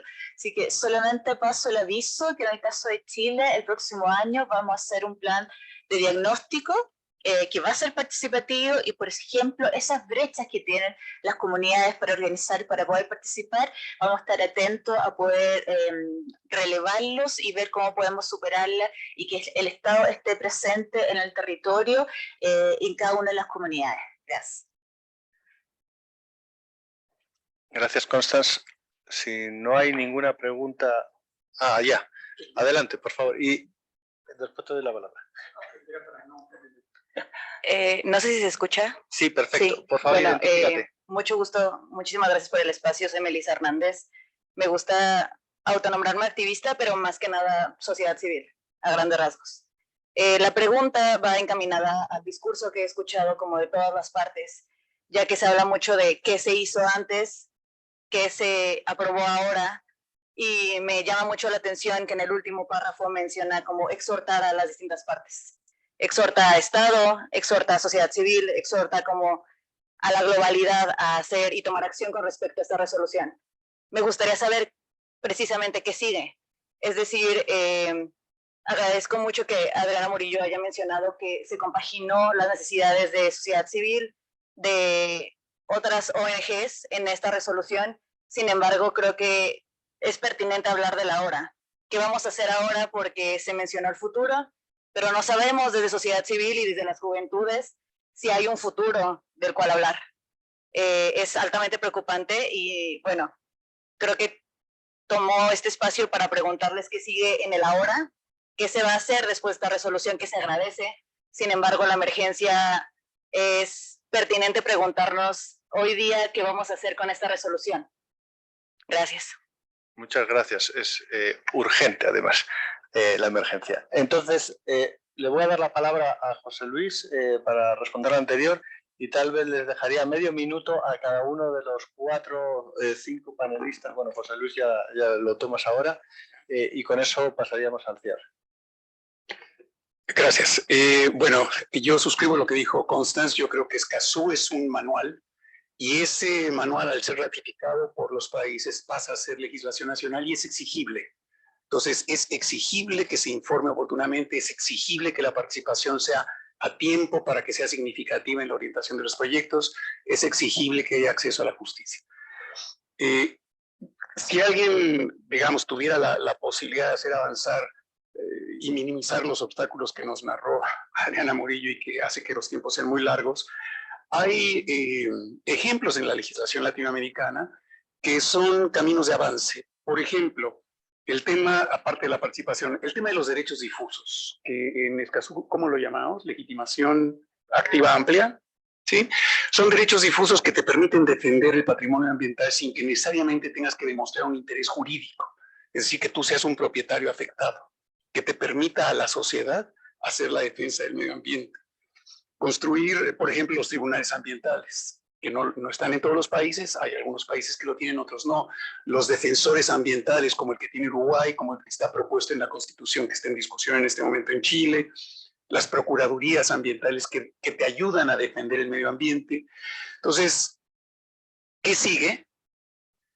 Aprovechar las oportunidades de construcción institucional, como estas que estoy mencionando, cuando se ponen a discusión, y tomarse al pie de la letra Escazú como una guía para hacer efectivos los derechos. Entonces yo creo que eso es lo que sigue, ¿no? Ayudar a la construcción de instituciones, de procedimientos y maximizar lo que tenemos, aunque sea poquito. O no tan poquito. Voy a seguir el orden. Adriana. Gracias. Bueno, sí, como señaló la alta comisionada en su última locución ante el Consejo de Derechos Humanos,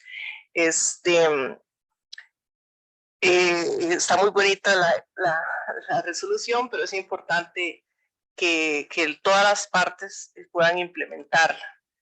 Es interesante que en ese último párrafo se menciona expresamente a las empresas, me parece, que no es un tema que se haya abordado tanto previamente en otras resoluciones.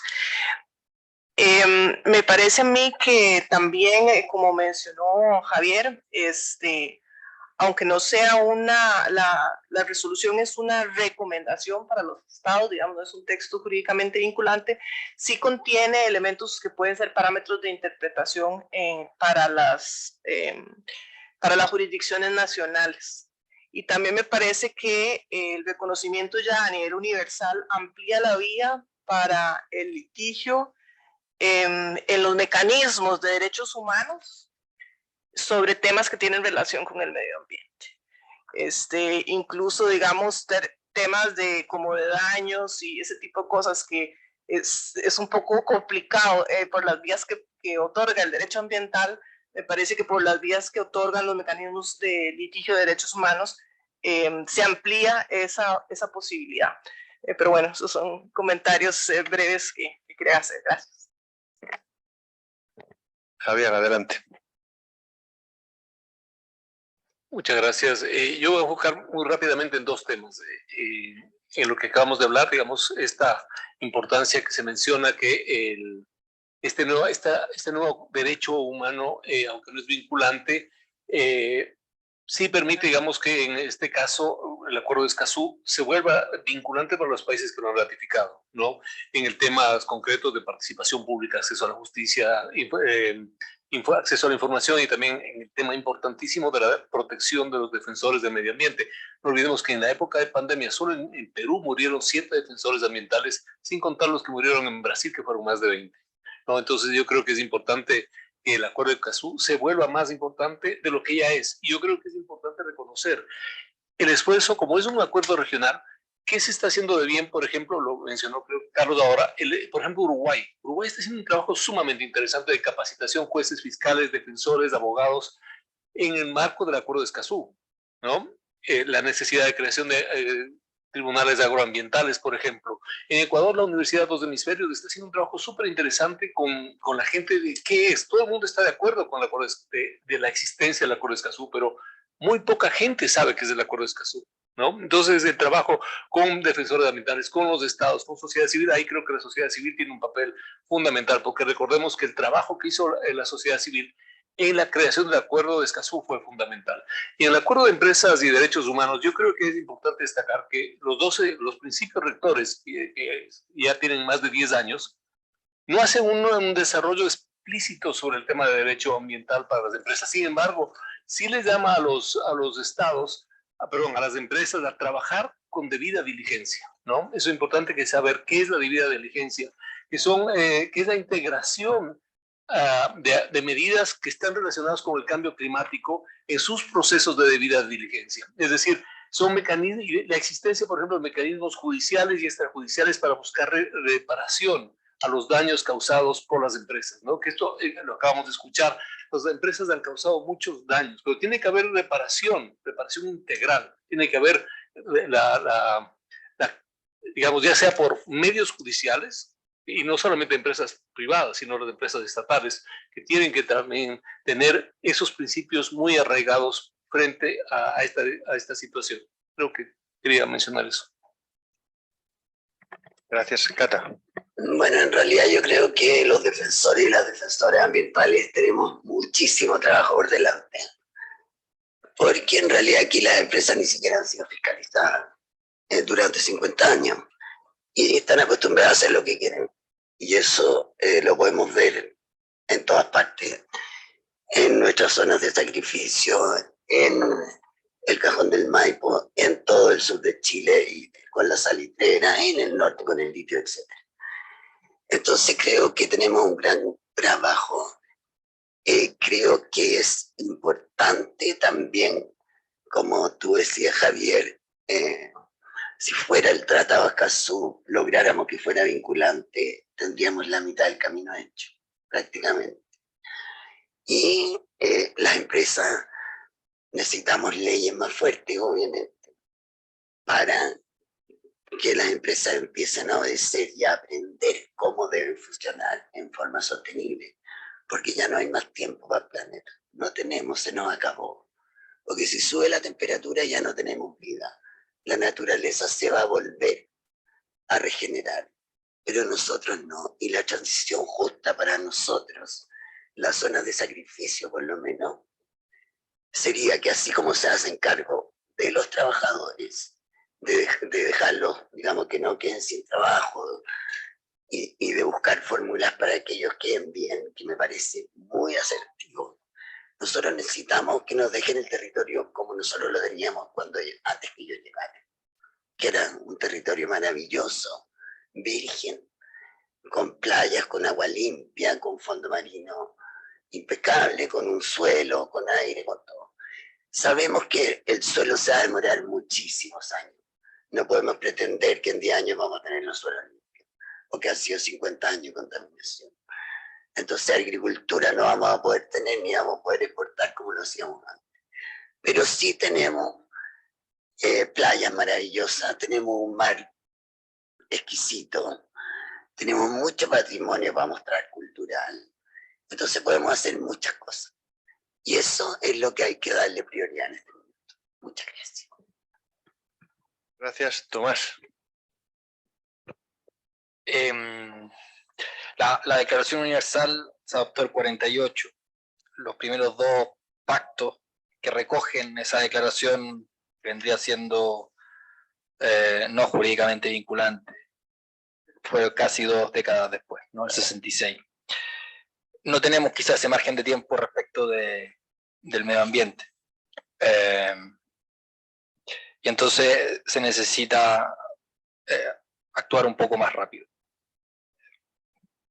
Consensuar voluntades políticas de la mano con quienes llevan adelante los proyectos de extracción, modificar entonces los criterios, cambiar este paradigma. Y creo yo que eso nos va a tener que tomar menos tiempo de lo que le suele tomar al derecho este tipo de cambio.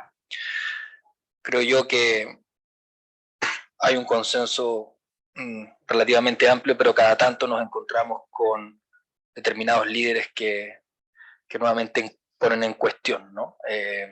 Los efectos del calentamiento global y la situación que afecta al medio ambiente. Entonces, no hay que cesar, hay que movilizarse y hay que encontrar las herramientas que nos permitan hacer de esto primero una cuestión a nivel local, ¿no? Pues si esperamos a que todos se pongan de acuerdo, esto va a tomar mucho tiempo. El futuro es internacional, pero también es local, ¿no? Entonces diría yo que en esa combinación va a estar una respuesta urgente. No sabría decir cuál, pero ciertamente nos tenemos que movilizar más rápido. Acciones como las que el Estado creo ha demostrado van en el sentido correcto, pero no terminan ahí. Bueno, muchas gracias a todos los panelistas de la mesa y ya que estamos excedidos en el tiempo voy a dar la palabra para la clausura de este evento. En primer lugar, para clausurar este evento, Jimena Fuentes, subsecretaria de Relaciones Exteriores de Chile, tiene usted la palabra. Muchas gracias.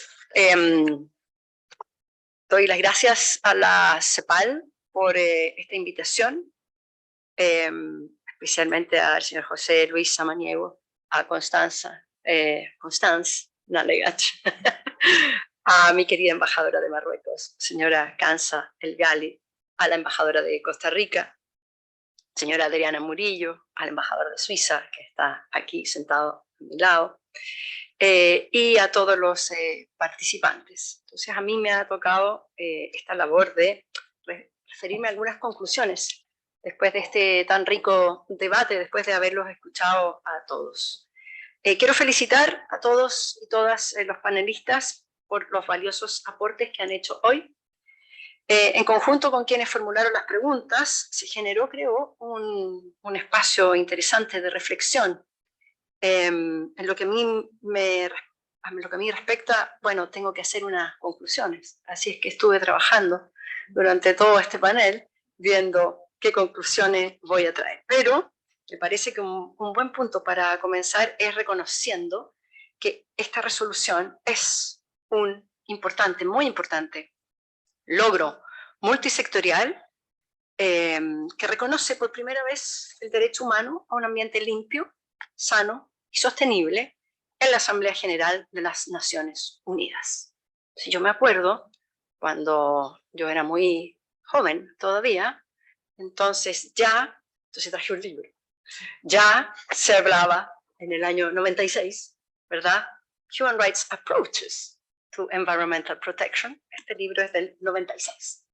Y entonces todavía no se hablaba de que ya existía como derecho humano, el derecho humano a un medio ambiente limpio, sano y sostenible, sino que se comenzaba a hablar de un enfoque de derechos humanos en distintas áreas de la acción de protección ambiental.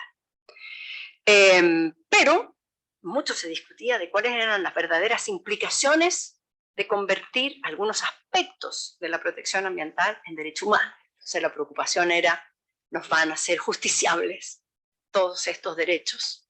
Y bueno, era el año 96, entonces había una cierta reticencia.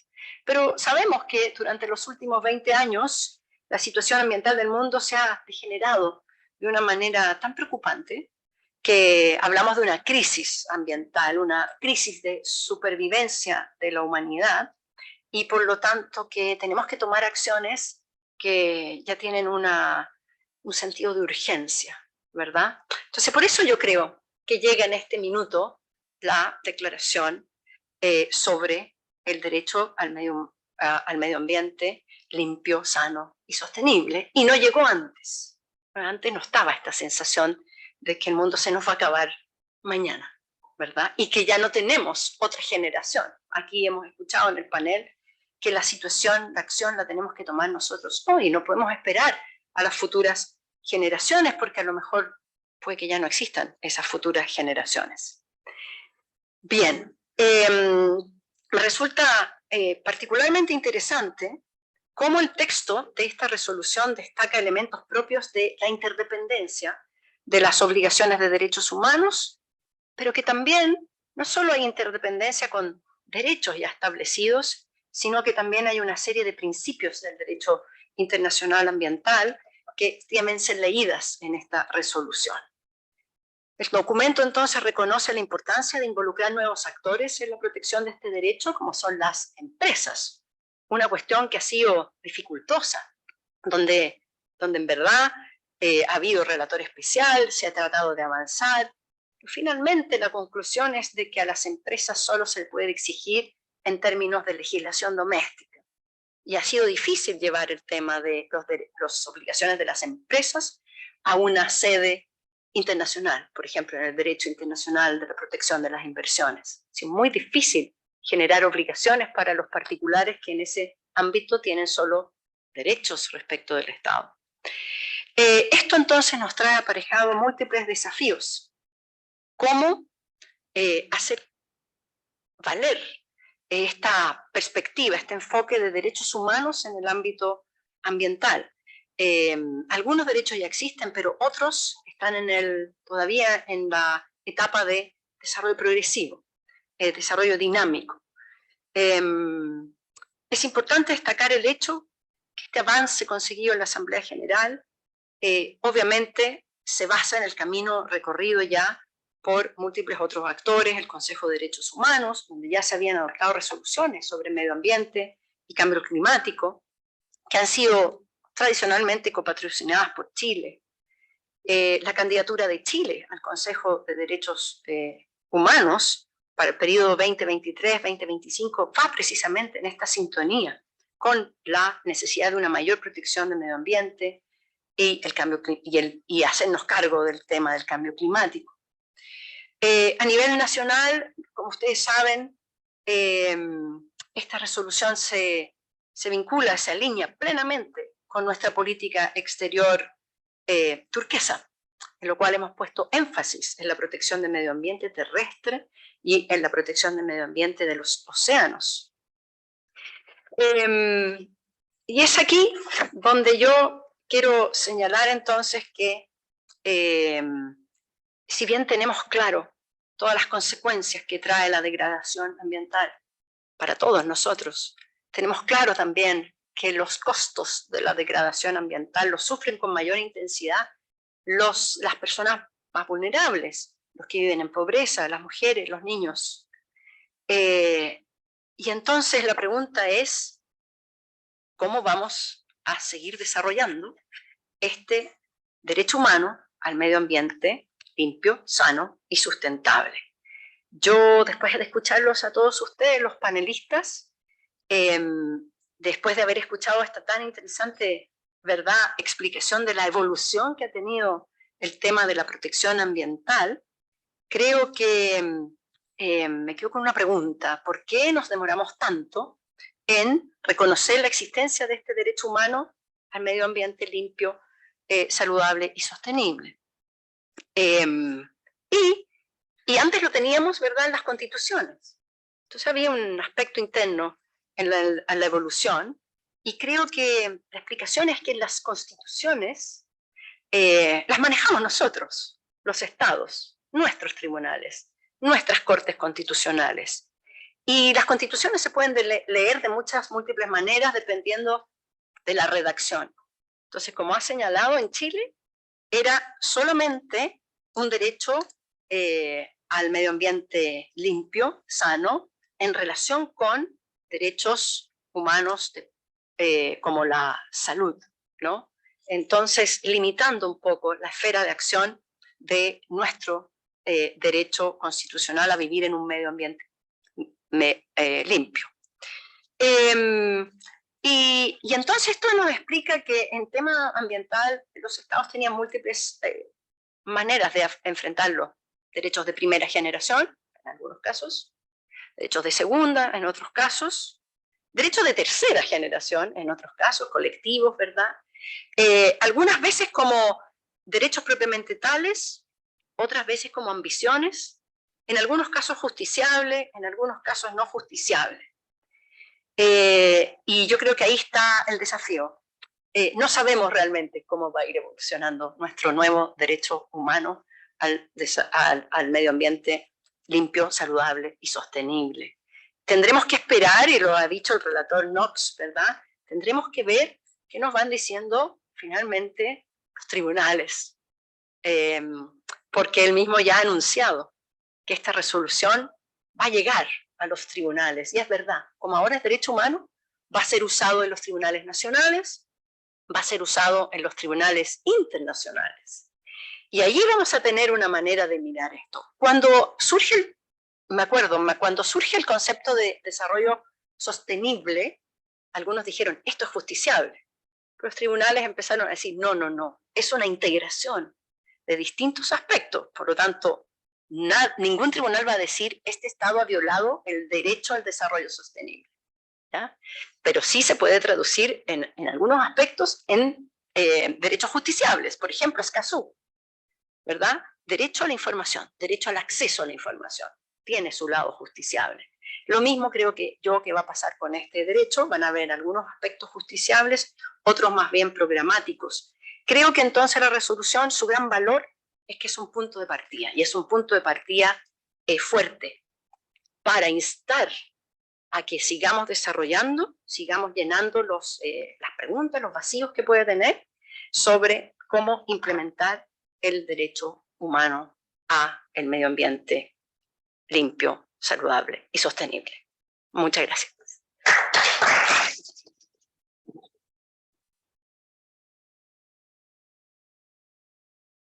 Finalmente damos la palabra al excelentísimo embajador Marcus Dudley, embajador de Suiza y recién llegado a Chile.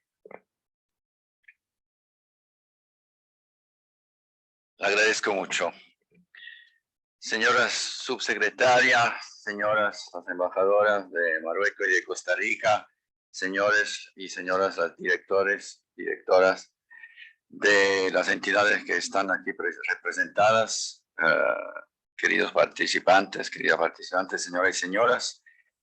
Como ya han escuchado, acabo de llegar. Hace un mes que estoy aquí Aquí está escrito embajador de Suiza todavía. Embajador designado de Suiza, porque todavía no tuve el honor de presentar mis credenciales, pero eso pasará muy pronto. Eso pasará muy pronto, tengo entendido. Y tengo así el gran honor de estar aquí con ustedes hoy por la noche, en ese evento interesantísimo. Y quisiera, con mi breve intervención, darle un poco la perspectiva de Suiza. Y cómo ha llegado mi país a formar parte de este grupo de 5 países que avanzaron la iniciativa del Consejo de Derechos Humanos y en la Asamblea General de la ONU. Ya desde 2011, pero eso ya lo han escuchado en otra intervención, en el Consejo de Derechos Humanos en Ginebra, Suiza, integra el grupo de miembros que presentan periódicamente resoluciones sobre la relación entre derechos humanos y medio ambiente. Eso Suiza no lo hizo una vez, pero varias. Y estas resoluciones han destacado el papel de un medio ambiente sano como un requisito previo para el disfrute de los derechos humanos.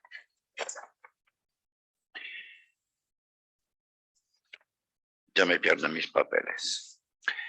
Para darles un ejemplo, no se puede garantizar los derechos a la salud, al agua potable y a la alimentación si cada vez hay más periodos de calor y de sequía.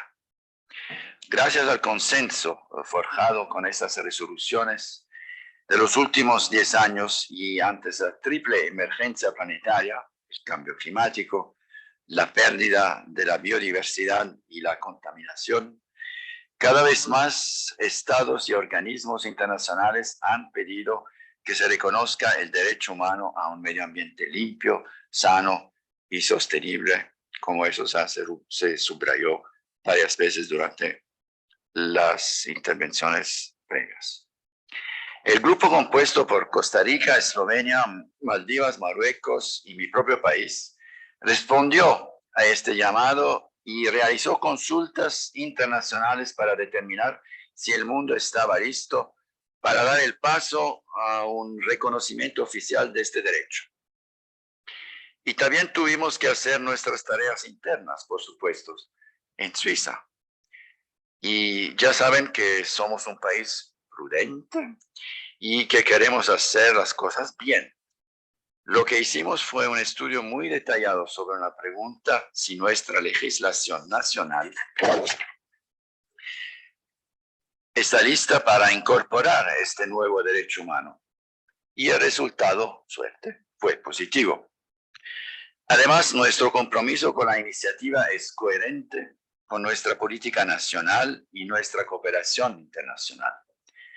Un ejemplo concreto aquí en Chile. Justo la semana pasada lanzamos la segunda fase de nuestro programa CALAC Plus, donde trabajamos con diferentes ministerios chilenos para mejorar la calidad del aire en Santiago. Y no solamente aquí en Chile, lo hacemos también en Lima, en Bogotá y en Ciudad de México. Lo hemos escuchado hoy, aunque este reconocimiento por la ONU no es jurídicamente vinculante, es una señal política sin precedentes y un hito histórico. No lo podemos poner en duda. Estamos muy satisfechos con el resultado de la aprobación tanto en Ginebra como en Nueva York. Y en sus intervenciones, antes y durante el panel, hoy han subrayado la importancia del derecho humano a un medio ambiente sano a través de las prácticas medioambientales nacionales, el camino al reconocimiento, que ha sido largo y difícil, eso no se puede poner en duda, en la ONU, el proceso diplomático, que también no ha sido fácil por nada, y el enfoque de derechos humanos en la legislación también. Y por fin, la presencia del derecho al medio ambiente sano en el contexto del derecho internacional de los derechos humanos. Durante el panel y durante las intervenciones me atiraron mi atención varias declaraciones. No lo voy ahora a salir todas porque si no estuvimos durante demasiado tiempo hablando, pero por ejemplo se habló de combatir las prácticas discriminatorias que todavía existen hoy en día en varios países. Se habló también de la importancia de tener cambios profundos y cambios planificados y justos. También de la importancia de una implementación transversal. Creo que esos son puntos importantes que han sido subrayados para la señora ministra de Medio Ambiente y que no son difíciles de entender ni de compartir. También se habló en otras intervenciones de la importancia de la participación de la sociedad civil. Eso es capital y en Suiza para nosotros eso es algo que está por arriba de todo. Y también de las coincidencias con las políticas nacionales, que es un hecho muy importante. Se habló también de derechos humanos como una herramienta capital para desarrollar el derecho de medio ambiente sano. Los dos van juntos, mano en la mano. Y también se subrayó el hecho que el papel fundamental de la sociedad civil y el proceso de concretización de derechos humanos a un medio ambiente sano, como también el papel fundamental que tienen las empresas. Y hay mucho trabajo que hacer, creo, en todos los países. Motivar las empresas y invitarlas, digámoslo así, de manera muy educada, a mostrarse mucho más responsables. Suiza se enorgullece de formar parte de esta iniciativa y está dispuesta a seguir trabajando, si no yo no estuviera aquí, con todos ustedes para la implementación de este derecho. Yo me alegro de seguir ese discurso. Ojalá que los resultados sean múltiples, rápidos y muy positivos para todos los países que están involucrados, no solamente los que han tomado la iniciativa de poner este tema en la Asamblea General de las Naciones Unidas. Y también me alegro muchísimo de pasar los próximos años aquí en Chile como embajador de Suiza. Gracias.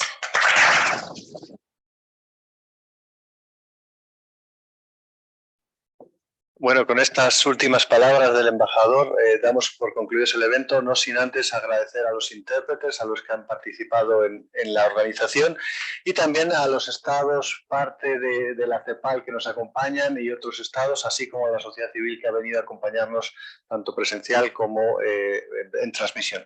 Todo el contenido va a estar disponible y las presentaciones en la página web del evento. Así que muchas gracias e invitarles a la CEPAL, siempre esta es su casa.